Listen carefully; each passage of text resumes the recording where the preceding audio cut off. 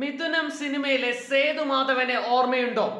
തന്റെ സ്വപ്ന പദ്ധതിയായ ദാക്ഷായണി ബിസ്ക്കറ്റ്സ് തുറക്കുവാനായി ഓടി നടക്കുന്ന സേതുവിനെ.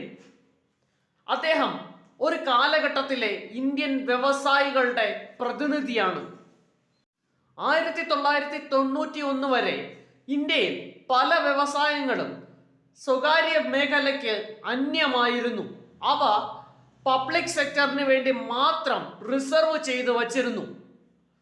പബ്ലിക് സെക്ടർ അനാവശ്യമായ പല ബിസിനസ് സ്ഥാപനങ്ങളും നടത്തിയിരുന്നു. അതിൽ പലതും നഷ്ടത്തിലുമായിരുന്നു. മാത്രവുമല്ല, സ്വകാര്യ സംരംഭകന് തൻ്റെ സംരംഭം തുടങ്ങുവാനായി ഒട്ടനവധി നൂലാമാലകളിലൂടെ കടന്നു പോകണമായിരുന്നു. ലൈസൻസുകൾ എടുക്കണമായിരുന്നു, പെർമിറ്റുകൾ ആവശ്യമായിരുന്നു. ഈ സമ്പ്രദായത്തെ ലൈസൻസ് രാജ് അഥവാ പെർമിറ്റ് രാജ് എന്നൊക്കെയാണ് വിളിക്കുന്നത്. ഈ ലൈസൻസ് രാജ്, പെർമിറ്റ് രാജ് സിസ്റ്റത്തിന്റെ പിടിയിൽ നിന്ന് ഇന്ത്യയിലെ ഒട്ടനവധി സേതുമാധവന്മാരെ മോചിപ്പിച്ച ഒരു ധനകാര്യമന്ത്രി ഉണ്ടായിരുന്നു. അദ്ദേഹത്തിന്റെ പേര് ഡോക്ടർ മൻമോഹൻ സിംഗ് എന്നായിരുന്നു.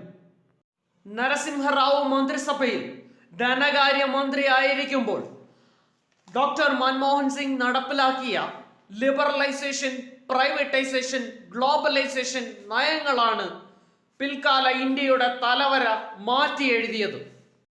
ഏറിയാൽ ഏതാനും ദിവസങ്ങൾക്കുള്ളിൽ ഇന്നൊരു ബിസിനസ് സംരംഭകന് തൻ്റെ പദ്ധതി സാക്ഷാത്കരിക്കാൻ സാധിക്കുമെങ്കിൽ, ഏതാനും മിനിറ്റുകൾക്കുള്ളിൽ നമുക്ക് ഇന്നൊരു സിം കാർഡിന്റെ കണക്ഷൻ കിട്ടുമെങ്കിൽ, അതിനെല്ലാം ആദ്യം നന്ദി പറയേണ്ടത് ഡോക്ടർ മൻമോഹൻ സിംഗിനോട് തന്നെയാണ്. 2004 മുതൽ 2014 വരെ ഇന്ത്യയുടെ പ്രധാനമന്ത്രി കൂടിയായിരുന്ന ഡോക്ടർ മൻമോഹൻ സിംഗിന്റെ വിയോഗം ഇന്ത്യയെ സംബന്ധിച്ച് ഒരു തീരാ നഷ്ടം തന്നെയാണ്. അദ്ദേഹത്തിന്റെ ജീവിതത്തെയും സംഭാവനകളെയും അധികരിച്ചുള്ള ഒട്ടനവധി ചോദ്യങ്ങൾ ഇനി വരുന്ന PSC പരീക്ഷകൾക്ക് പ്രതീക്ഷിക്കാം. ഏതാനും ചില ചോദ്യങ്ങൾ നമുക്ക് ഈ വീഡിയോയിൽ ചർച്ച ചെയ്യാം. 1982 സെപ്റ്റംബർ മാസം മുതൽ 1985 ജനുവരി മാസം വരെ റിസർവ് ബാങ്ക് ഓഫ് ഇന്ത്യയുടെ ഗവർണറായിരുന്നു ശ്രീ മൻമോഹൻ സിംഗ്. ശ്രീമതി ഇന്ദിരാഗാന്ധി ഇന്ത്യയുടെ പ്രധാനമന്ത്രി ആയിരിക്കുമ്പോൾ സർക്കാരിന്റെ സാമ്പത്തിക ഉപദേഷ്ടാവായിരുന്നു മൻമോഹൻ സിംഗ്. നരസിംഹറാവു മന്ത്രിസഭയിൽ ധനകാര്യമന്ത്രിയായിരിക്കുമ്പോഴാണ് അദ്ദേഹം ഇന്ത്യയിൽ പുത്തൻ സാമ്പത്തിക നയങ്ങൾ നടപ്പിലാക്കിയത്. ഈ നയങ്ങളെ LPG പോളിസീസ് എന്നാണ് അറിയപ്പെടുന്നത്. ലിബറലൈസേഷൻ, പ്രൈവറ്റൈസേഷൻ, ഗ്ലോബലൈസേഷൻ എന്നതിന്റെ ചുരുക്കപ്പേരാണ് LPG. 1991 മുതലാണ് ഈ നയങ്ങൾ ഇന്ത്യയിൽ നടപ്പിലാക്കി തുടങ്ങിയത്. 2004 AB വാജ്പേയിക്ക് ശേഷം ഇന്ത്യയുടെ പ്രധാനമന്ത്രിയായി ചുമതലയേറ്റത് ഡോക്ടർ മൻമോഹൻ സിംഗ് ആണ്. സിഖ് മതത്തിൽ നിന്ന് ഇന്ത്യയുടെ പ്രധാനമന്ത്രി പദത്തിലെത്തുന്ന ആദ്യത്തെ വ്യക്തിയാണ് ഡോക്ടർ മൻമോഹൻ സിംഗ്. 2008 ലോകത്ത് ഉണ്ടായ സുപ്രധാനമായ ഒരു സംഭവമാണ് സാമ്പത്തിക മാന്ദ്യം.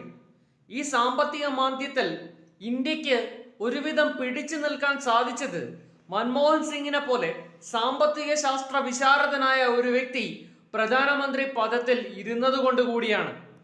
ഇന്ത്യയിലെ ദശലക്ഷക്കണക്കിന് മനുഷ്യരെ പട്ടിണിയിൽ നിന്ന് രക്ഷിച്ച ഒരു പദ്ധതിയാണ് Mahatma Gandhi national rural employment guarantee scheme അഥവാ തൊഴിലുറപ്പ് പദ്ധതി. 2005 ഈ പദ്ധതിക്ക് രൂപം നൽകിയപ്പോൾ ഇന്ത്യയുടെ പ്രധാനമന്ത്രിയായിരുന്നത് ഡോക്ടർ മൻമോഹൻ സിംഗ് ആണ്.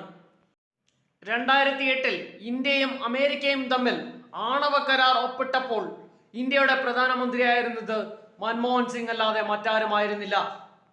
ചന്ദ്രയാൻ 1 വിക്ഷേപണ സമയത്തും വിദ്യാഭ്യാസ അവകാശ നിയമം പാസാക്കുമ്പോഴും ഇന്ത്യയുടെ പ്രധാനമന്ത്രിയായിരുന്നത് ഡോക്ടർ മൻമോഹൻ സിംഗ് ആണ്.